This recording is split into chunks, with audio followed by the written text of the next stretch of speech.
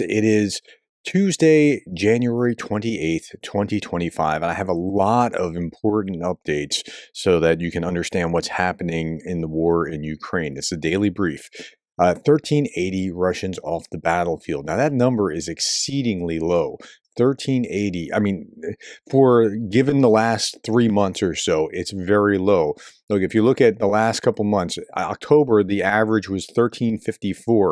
1380 is just slightly above that. November, 1515. December, 1567. 1380 just made it dip down slightly below the average for December at 1563 as opposed to 1567.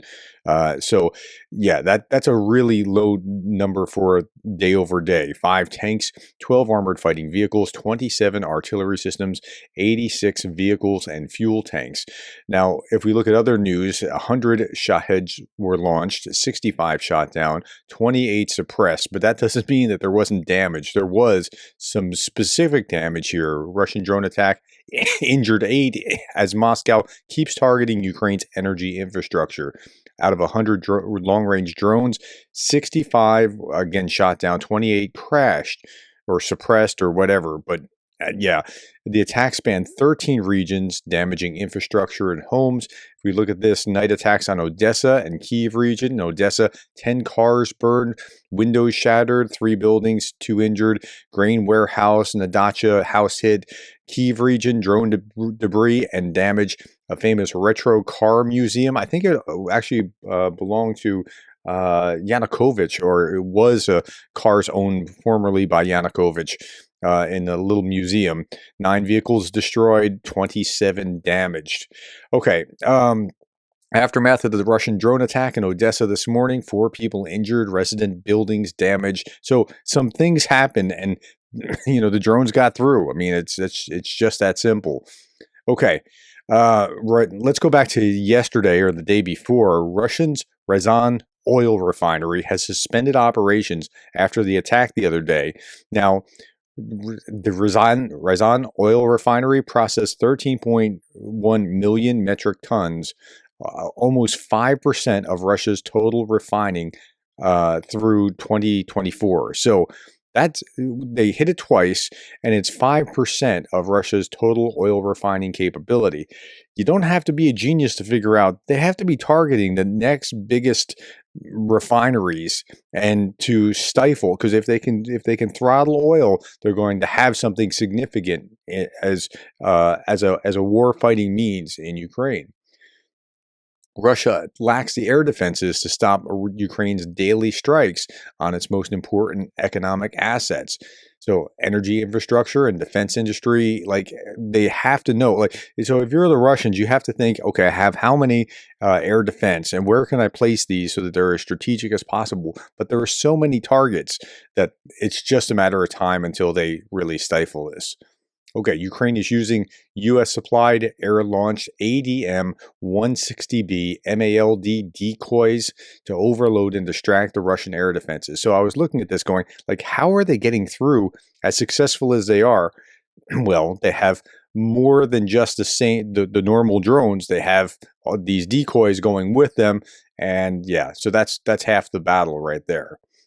In the past 24 hours, Ukrainian forces successfully destroyed 3 Russian ammunition depots and 6 artillery systems. Now, this was posted yesterday evening, so this wouldn't have been overnight. This would have been the day before. The situation of the Ukrainian front lines in Russia's Kursk remains fluid.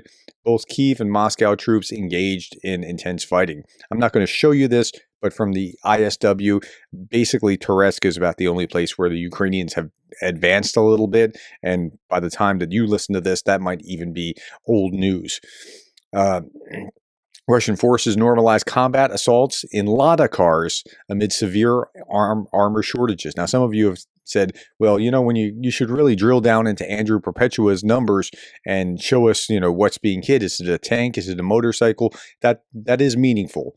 But this is happening more and more, this assaulting with private vehicles or on motorcycles or that sort of thing. So yeah, that's the reality on the ground at this point. The Russian military adopts civilian cars for assaults after losing thousands of armored vehicles during its invasion of Ukraine. That doesn't mean they have nothing left, but I mean, the resources are limited, so and they can keep producing a few a day. Like they can refurbish something to the order of, say, 4 tanks per day. Okay, Ukrainian HIMARS strike, and this was again yesterday, not this morning. HIMARS strike destroyed a Russian L96 L6E mobile radar, a very expensive integrated component for the S-300, S-400 air defense. So that's good to be able to knock off the battlefield. Okay, North Koreans, we talk about them quite a bit. And what are they actually doing? Are they like, it can't be a net negative for the Russians to have 10,000, 12,000 North Koreans, but they're not as helpful as you would have thought. There's a communication barrier. They're using old tactics, and they're doing things like this. North Korean soldiers are quietly burglarizing Russian soldiers. Soldier from the 11th Airborne Assault Brigade said valuables began to go missing with the arrival of North Koreans a few weeks ago. He recovered his $1,000 Garmin military watch stolen while he slept. So that kind of thing. Or friendly fire incidents because of poor communication. So it's not as ominous as it otherwise would have been, but it's certainly not a good thing for Ukraine that they're there. Okay, the threat has never been closer as Russians now stand just 2.5 miles from Ukraine's Dnipropetrovsk region, a place that they have never breached before. So they keep moving, and let's talk about the movement and where they are. So if we look at just like intensity, where the fighting is, Zaporizhzhia region, there were 2 attacks. Ryazan region, 3 attacks. Kharkiv region, 5 attacks. Kupiansk direction, 6 attacks. Seversk direction, there was 1, and Bakhmut front, there were 6, so a total of 7. Southernmost battlefront in Donetsk, 8 attacks. Liman direction, 9 attacks. Donetsk region, well, okay, so when I say Donetsk region, I mean all these other cities that are kind of small that I can't really pronounce. There were 12 battles that continue.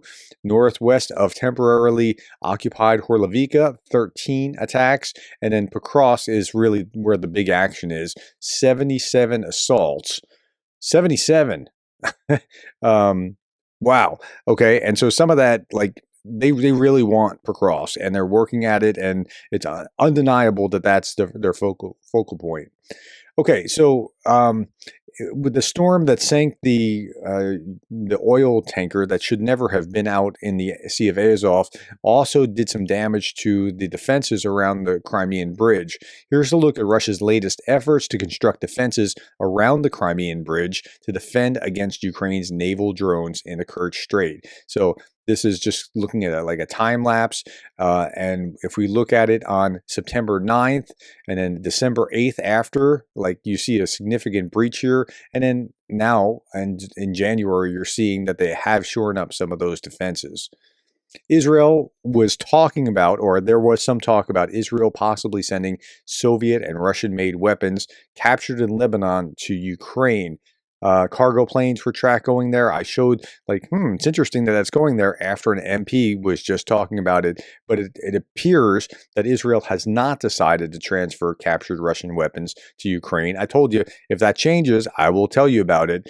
Like, here's what we see, but if there's updated information, and there is updated information, while an ex-MP proposed the idea, it was never passed. Any such decision lies solely with Israel's defense ministry, which has not approved it. So, okay, it's a good idea, still a good idea. Okay, France is set to deliver Mirage 2005 fighter jets to Ukraine by the end of the Q1 of 2025. They're still working through the program. I don't know where they are in it, but we're only a month into Q1 of 2025. Ukraine has returned 5 more children aged 1.5 to 18 who have been under Russian occupation for some time. Now, that's only 5 children, but for these 5 children, this is everything, right? Like, this is their world. So that's important.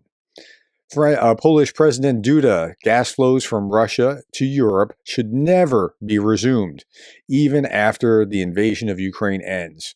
Nord Stream pipeline should be dismantled. I like his hard stance on that. I think that there's something very fair about having that kind of position. State Duma wants to legalize, this is in Russia, the State Duma wants to legalize year-round conscription. No more windows. Now they can draft into the army at any time. Did you dodge in the spring? Don't relax. They'll come this summer. Katarpalov promises that the law will be adopted before the spring draft. This means that the pauses between recruitments will disappear, and with them, the last chances to avoid the summons. Now the army will work without days off. So I'm sure the people of Russia are delighted by that prospect.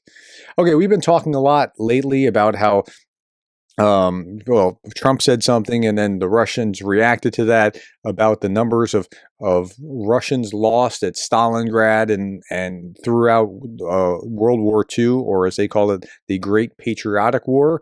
The numbers tell the true story, because the Russians say that we lost X number of Russians. Well, no, you lost Soviets, but the number of Russians you lost was a lot less, and you spent a lot of other Soviets recklessly. Belarus lost 25.3% of its population, the highest toll in the USSR. Ukraine lost 16.3%. Russia's loss was only 12.7%.